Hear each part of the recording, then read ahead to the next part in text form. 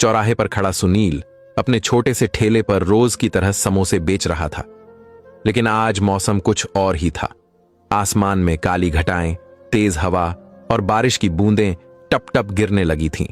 उसने सोचा, चलो आज दुकान जल्दी समेट दूं, वरना घर पहुंचना मुश्किल हो जाएगा।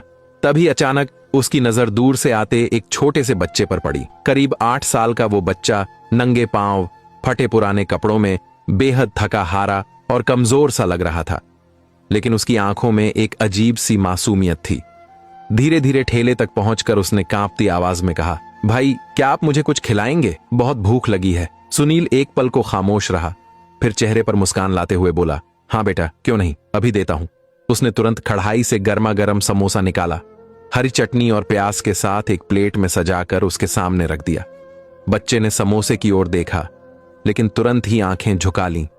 हिचकिचाते हुए बोला, आप मुझे खिला तो देंगे, मगर मेरे पास पैसे नहीं हैं, कहीं बाद में आप पैसे मांग न लें। यह सुनकर सुनील का दिल भर आया। हल्की मुस्कान के साथ उसने कहा, नहीं बेटा, ऐसा कुछ नहीं है, पैसे की फिक्र मत करो, वैसे भी मैं दुकान समेट ही रहा हूं। ये समोसे अब बिकने वाले नहीं, वरना कल तक खराब हो जाएंगे। तुम बेफिक्र होकर खाओ। बच्चे की आंखों में चमक आ गई। उसने समोसा लिया और अपना छोटा सा झोला ठेले पर रखकर वहीं बैठ गया। खाने का अंदाज ऐसा था मानो कई दिनों से उसके पेट में दाना न गया हो। सुनील उसे देख रहा था। तभी उसकी नजर उस झोले पर पड़ी। झोले में एक पुराना लिफाफा दिखा। जिज्ञासा में उसने हल्के हाथ से झोला खोला। लिफाफे में एक पुरानी तस्वीर थी। तस्वीर देखकर सुनील ठिठक गया। उसमें एक खूबसूरत औरत थी, महंगे कपड़े, कीमती गहने और गोद में वही बच्चा। तस्वीर साफ बता रही थी कि वो किसी अमीर घर की थी। सुनील ने तस्वीर बच्चे को दिखाते हुए पूछा, बेटा, ये औरत कौन है? बच्चे ने खाते खाते रुककर तस्वीर देखी। उसकी आंखों में नमी आ गई। कांपती आवाज में बोला, ये मेरी मां है। बहुत दिनों से मुझे छोड़कर चली गई हैं। नाना जी ने बहुत खोजा, लेकिन वो कहीं नहीं मिली। जब भी मुझे उनकी याद आती है, मैं ये फोटो लेकर निकल पड़ता हूं। शायद कहीं रास्ते में मेरी मां मिल जाए। बच्चे की मासूमियत और दर्द से भरे शब्दों ने सुनील का दिल छू लिया। उसने तस्वीर को सावधानी से वापस लिफाफे में रखा और बच्चे की पोटली में डाल दिया। चंद ही मिनटों में उसने समोसा खा लिया और बिना कुछ कहे धीरे धीरे वहां से निकल गया। सुनील सामान समेटने लगा। तभी उसकी नजर ठेले पर पड़े उस झोले पर गई। बच्चा अपना लिफाफा भूल गया था। सुनील घबरा गया। अरे, ये तो बच्चा भूल गया, अब क्या करूं? दुकान छोड़कर जा भी नहीं सकता और बारिश भी बढ़ती जा रही है। मजबूरन उसने लिफाफा अपने थैले में रख लिया और जल्दी जल्दी घर के लिए निकल पड़ा। घर पहुंचते ही उसने थैला अपनी छोटी बहन को पकड़ा दिया। बहन ने सामान निकालते निकालते जैसे ही लिफाफा देखा, तुरंत खोल लिया। तस्वीर हाथ में लेकर वो हैरान रह गई। भैया, ये बच्चा कौन है? और ये औरत कितनी खूबसूरत और अमीर लग रही है। सुनील की आंखें थोड़ी नम हो गईं। उसने धीमी आवाज में कहा, ये वही बच्चा है जो आज मेरे ठेले पर आया था। भूखा था तो मैंने उसे समोसा खिलाया। जाते जाते ये लिफाफा भूल गया। फोटो में उसकी मां है। वो बच्चा अपनी मां को ढूंढ रहा है। बहन की आंखें भर आईं। उसने तस्वीर को गौर से देखा और बोली, भैया देखो तो, ये औरत कितनी सुंदर और अमीर लग रही है, लेकिन उसका बच्चा इतनी दयनीय हालत में, आखिर क्यों? इसी बीच उनकी मां भी वहां आ गई। उन्होंने फोटो हाथ में ली और ध्यान से देखने लगी। कुछ पल बाद बोली, मुझे ये चेहरा कहीं देखा हुआ लगता है, जैसे मैं इसे जानती हूं, पर अभी याद नहीं आ रहा। सुनील चौंक गया। अम्मा, अगर सच में आपने इसे कहीं देखा है तो जरूर याद करने की कोशिश करो। हो सकता है हम उस बच्चे की मदद कर पाएं।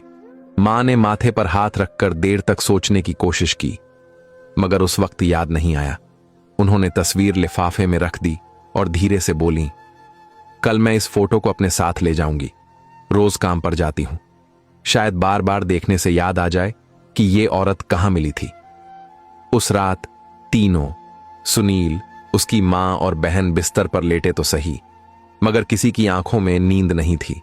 सुनील के सामने बार बार वही मासूम चेहरा घूमता रहा जो मां की तलाश में भटक रहा था। अगली सुबह अम्मा रोज की तरह दूसरों के घर काम करने निकली। जाते जाते उन्होंने थैले से लिफाफा उठाया और कहा, आज मैं इसे अपने साथ ले जा रही हूं। मुझे पूरा यकीन है, कहीं ना कहीं मैंने इस औरत को देखा है। सुनील ने सिर हिलाया। ठीक है अम्मा, अगर सच में आपको याद आया तो उस बच्चे की जिंदगी बदल जाएगी। उधर बहन स्कूल चली गई और सुनील ठेले की तैयारी में जुट गया। आटा गूंधा, आलू उबाले, मसाले पीसे, मगर उसके जहन में बार बार वही तस्वीर घूमती रही। इधर अम्मा जिस घर में काम करती थीं, वहां पहुंच गईं। सुबह सुबह बर्तन धोते वक्त भी उनका मन बार बार लिफाफे की तरफ चला जाता। कई बार उन्होंने काम छोड़कर तस्वीर देखी और धीरे से खुद से बुदबुदाई, कहां देखा है मैंने इसे, बहुत करीब से, पर कब? तभी अचानक उनकी नजर रसोई के कोने में रखी मालकिन की एक सैंडल पर पड़ी। वो सैंडल बिल्कुल वैसी ही थी जैसी उन्होंने पहले किसी औरत के पांव में देखी थी। उस पल उनकी आंखों के सामने एक पुरानी याद बिजली की तरह चमक उठी। जब सुनील की मां दूसरे मोहल्ले के एक अमीर घर में काम करती थीं, तब उन्होंने वहां एक औरत को कई बार देखा था। वो औरत हमेशा चुपचाप रहती, पर उसकी पहचान की एक निशानी थी, उसके पैरों में पहनी हुई ऊंची हील वाली सैंडल। जैसे ही तस्वीर और सैंडल का संबंध जुड़ा, सुनील की मां का दिल जोर जोर से धड़कने लगा। यही है, मैंने इसे उसी घर में देखा था। मन में उम्मीद की एक किरण जग चुकी थी। काम खत्म होते ही वह तेज कदमों से उसी पुराने पते की ओर निकल पड़ी। कुछ ही देर बाद वह उस बड़े से हवेली जैसे मकान के बाहर खड़ी थीं। उन्होंने दरवाजा खटखटाया। थोड़ी देर बाद एक बुजुर्ग मालकिन बाहर आईं। उनकी नजर जैसे ही सुनील की मां पर पड़ी, वे हैरान रह गईं। मालकिन चौंकते हुए, अरे तुमने तो हमारा काम छोड़े महीनों हो गए, अब यहां क्यों आई हो? सुनील की मां ने हाथ जोड़कर विनम्र स्वर में कहा, मालकिन, मुझे आपसे बहुत जरूरी बात करनी है। आपके घर में जो औरत रहती है, वही जो ज्यादातर खामोश रहती थी और ऊंची हील पहनती थी, क्या मैं उससे मिल सकती हूं? मालकिन ने शक भरी नजर से पूछा। क्यों, उससे तुम्हें क्या काम? धीरे से उन्होंने अपना थैला खोला और लिफाफे से तस्वीर निकालकर सामने कर दी। देखिए मालकिन, ये वही औरत है ना, ये उसका बच्चा है। बेचारा 8 साल का मासूम मां को ढूंढते ढूंढते आज भिखारियों जैसी हालत में सड़कों पर घूम रहा है। तस्वीर देखते ही मालकिन के चेहरे पर गंभीरता छा गई। हां, तुम ठीक कह रही हो, यही है, आओ मेरे साथ चलो। वे भीतर गईं और कुछ ही पलों बाद उस औरत को लेकर बाहर आईं। सुनील की मां ने तस्वीर उसके चेहरे से मिलाई और पहचानते ही उनके होठों से निकला, हां, यही है वही औरत। लेकिन वो औरत बेहद गुमसुम थी। उसकी आंखें खाली थीं, जैसे वह भीतर से टूट चुकी हो। चेहरे पर ऐसा शून्य था मानो जिंदगी से लड़ने की ताकत खो चुकी हो। उधर उसी दिन सुनील अपने ठेले पर बैठा उस मासूम बच्चे की राह देख रहा था। सुबह से शाम तक उसकी नजरें हर आने जाने वाले पर टिकतीं, पर बच्चा वापस नहीं आया। शाम ढलने लगी, तभी एक बड़ी सी काली कार उसके ठेले के सामने आकर रुकी। दरवाजा खुला और एक बुजुर्ग आदमी बाहर उतरे। उनके कपड़े साफ सुथरे थे, चेहरे पर गंभीरता झलक रही थी। सुनील ने सोचा, शायद कोई नया ग्राहक है। क्या बनाऊं आपके लिए साहब? लेकिन बुजुर्ग ने हाथ उठाकर इशारा किया और कहा, नहीं बेटा, मुझे कुछ नहीं चाहिए। मैं यहां इसलिए आया हूं क्योंकि कल तुमने मेरे नाती को खाना खिलाया था। उसने बताया था कि उसने अपनी मां की तस्वीर तुम्हारे पास भूल गई है। मैं वहीं लेने आया हूं, और हां, उसके पैसे भी देने आया हूं। सुनील चौंक गया। अंकल जी, सच में वो बच्चा आपका नाती है? उसकी हालत देखकर तो मुझे यकीन ही नहीं हुआ। बुजुर्ग आदमी की आंखें भीग गईं। उन्होंने गहरी सांस लेकर कहा, हां बेटा, वही मेरा नाती है, और उसकी मां मेरी इकलौती बेटी। यह सुनकर सुनील की उत्सुकता और बढ़ गई। बुजुर्ग ने ठेले के पास ही खड़े खड़े अपनी पूरी दास्तान सुनाना शुरू किया। मेरी बेटी का नाम अंजलि है। बचपन से ही बहुत हंसमुख, चंचल और पढ़ाई में तेज।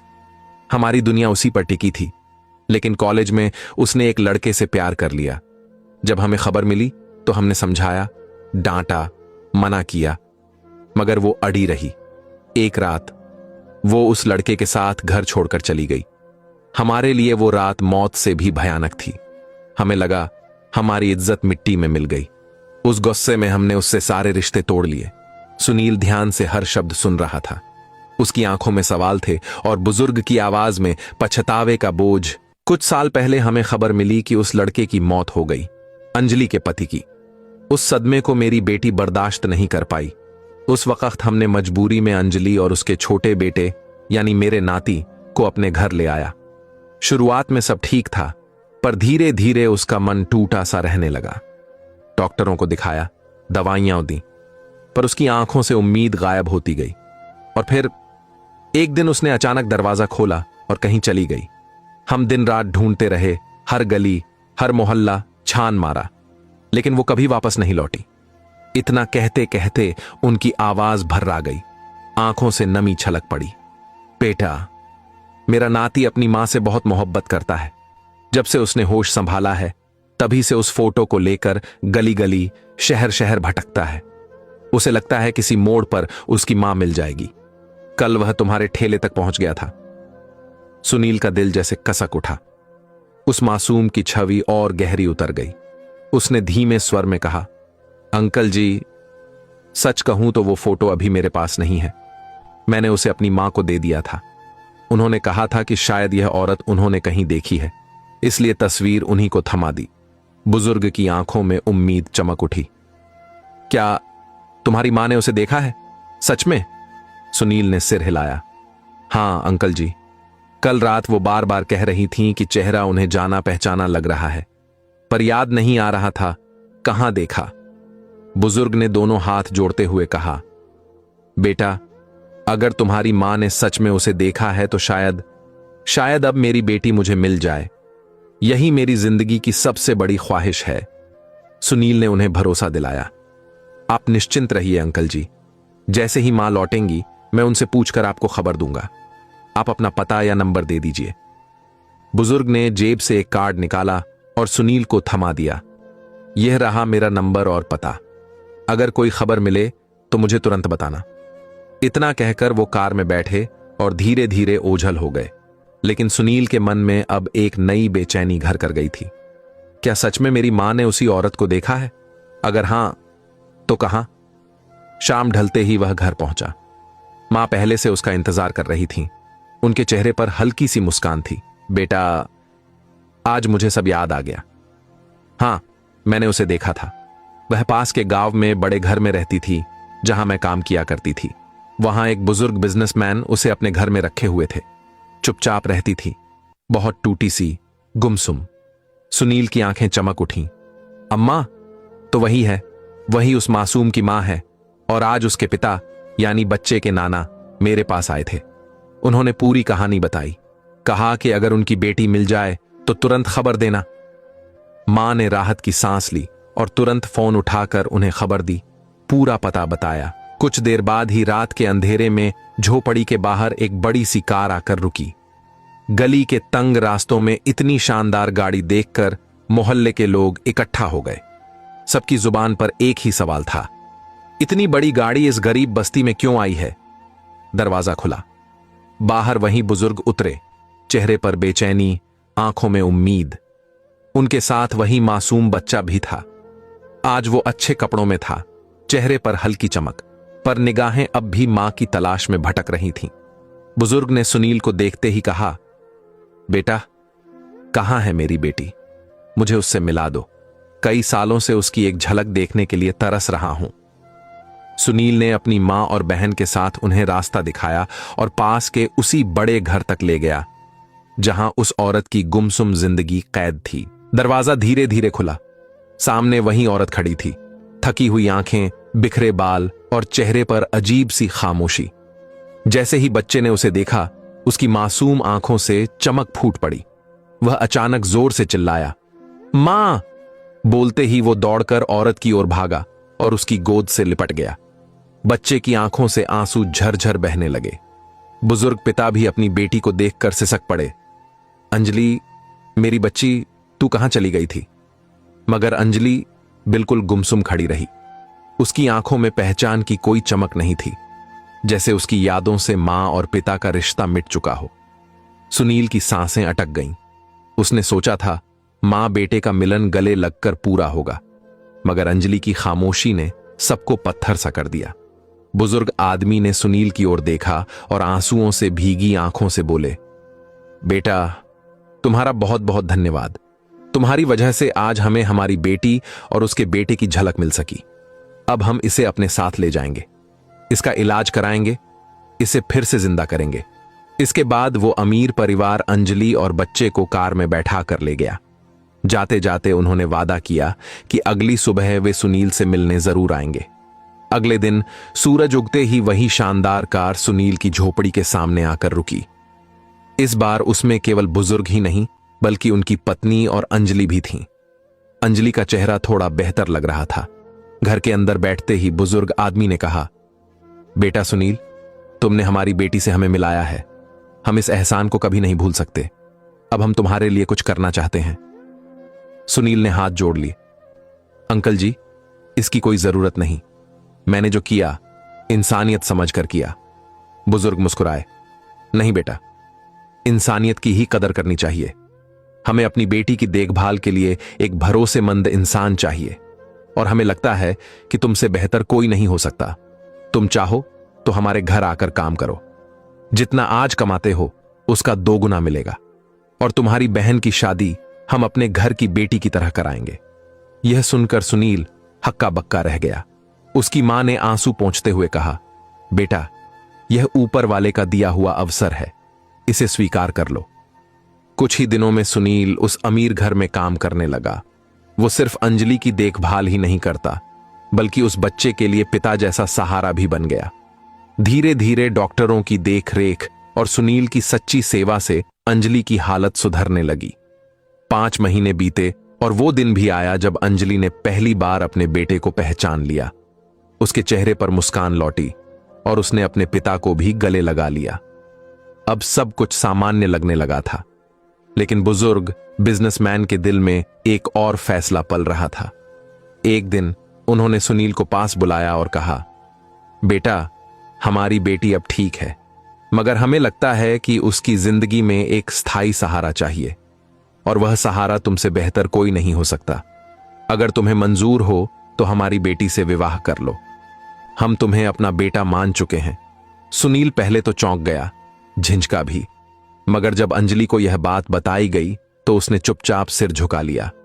उसके मन में साफ था कि जिसने मुश्किल वक्त में उसे सहारा दिया वही उसका असली हमसफर है। कुछ ही समय बाद धूमधाम से सुनील और अंजलि की शादी हुई।